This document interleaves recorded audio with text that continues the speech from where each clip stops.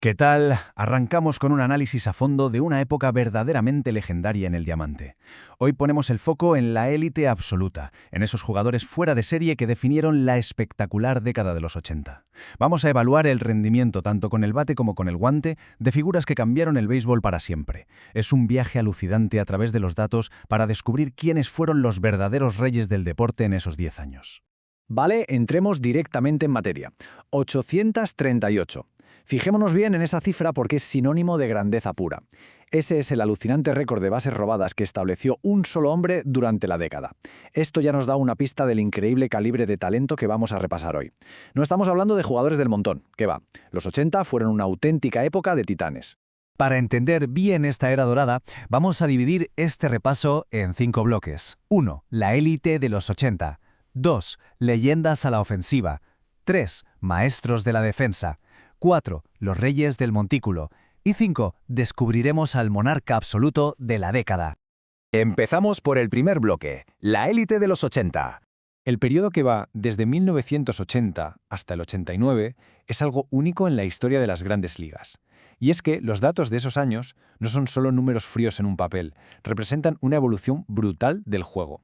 Fue una década en la que el poder explosivo en el plato se combinaba con una velocidad de vértigo en las bases y una precisión casi de cirujano desde el montículo.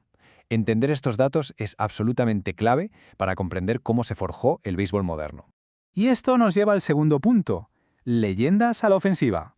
Cuando echamos un vistazo al talento ofensivo de esta época, nos damos cuenta de que había muchísimas formas de dominar el juego. Por un lado tenemos al mítico receptor Gary Carter, 10 apariciones en el Juego de Estrellas impulsadas por sus 213 jonrones y un WAR tremendo de 49,3. Luego está Eddie Murray, la definición exacta de consistencia en la primera base, con un OPS de 880. Ryne Sandberg aportó un valor incalculable desde la segunda base, coronado con un premio MVP y casi 39 victorias por encima del reemplazo.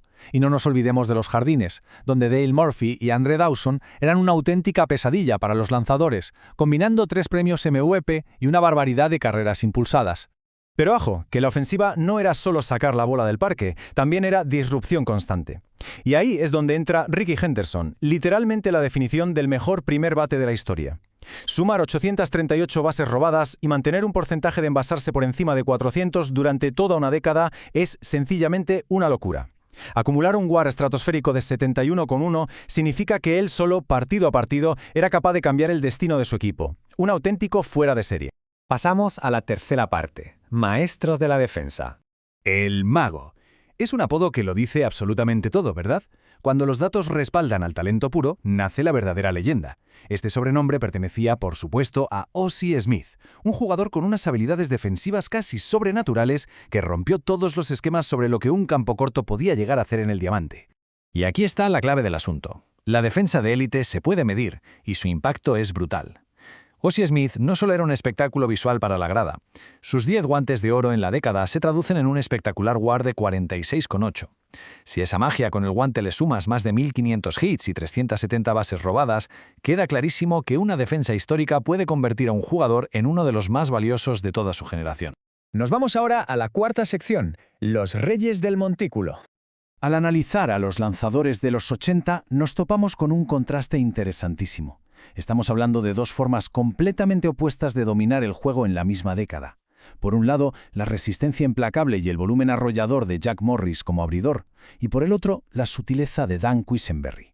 Con su peculiar estilo submarino, Quisenberry infundía terror basándose en un control quirúrgico en las últimas entradas. Era un maestro de la precisión, mucho antes de que la moda de los cerradores lanzando a 100 millas por hora se convirtiera en la norma. Para entender a Jack Morris solo hay que recordar su título no oficial, el caballo de hierro. Es un término que define a la perfección su rol como la fuerza inagotable de los Detroit Tigers durante aquellos años. El volumen de trabajo de Morris es algo que hoy en día cuesta creer. Aunque en la actualidad el análisis moderno pueda debatir sobre su efectividad general, es indiscutible que nadie dominó la estadística de las victorias como él. Conseguir 162 triunfos, sumar 133 juegos completos, 133, y acumular más de 2.400 entradas lanzadas es francamente una barbaridad.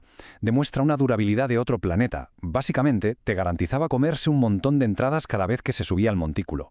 Y en el extremo opuesto de esa fuerza bruta, la brillantez de Dan Quisenberry se puede resumir en un número pequeñito: 12. Solo 12. Esa es la cantidad total de bases por bolas que concedió en toda la temporada del 84, habiendo lanzado más de 129 entradas como relevista. No es casualidad que ganara 5 veces el premio al relevista del año y liderara la liga en salvamentos. Su control milimétrico era simplemente incomparable. Y así llegamos al quinto y último bloque, el monarca de la década. Y aquí es donde la cosa se pone realmente interesante. Al poner sobre la mesa el valor total de estos jugadores medido en WAR, aparece una jerarquía clarísima. Mike Smith se eleva de forma espectacular por encima de leyendas de la talla de Ozzie Smith o Ryne Sandberg.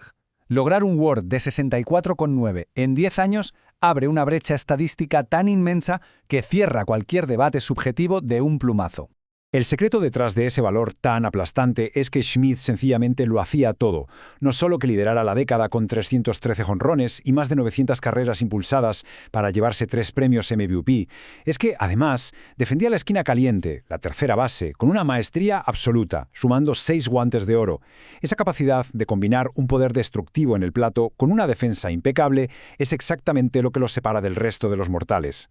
Y para poner esta hazaña en perspectiva, pensemos en contemporáneos como George Brett o Wade Boggs. No estamos hablando de buenos jugadores, sino de miembros del Salón de la Fama que tuvieron temporadas increíbles en los 80. Sin embargo, al mirar el valor integral aportado al equipo, los números de Smith destrozan incluso a esa competencia histórica. Eso es lo que consolida su corona como el monarca definitivo del béisbol en esta década. Así que nos queda esta tremenda reflexión para terminar. Con estadísticas tan contundentes, dominando en poder y arrasando en defensa, ¿podría ser el WAR de 64,9 de Mike Smith la mayor demostración de dominio en una sola década en toda la historia del béisbol? Ahí queda eso. Ha sido un auténtico placer desgranar este análisis. Al final queda demostrado que, cuando rascamos un poco, los datos y los números son capaces de contarnos las historias más fascinantes y extraordinarias del deporte. ¡Hasta la próxima!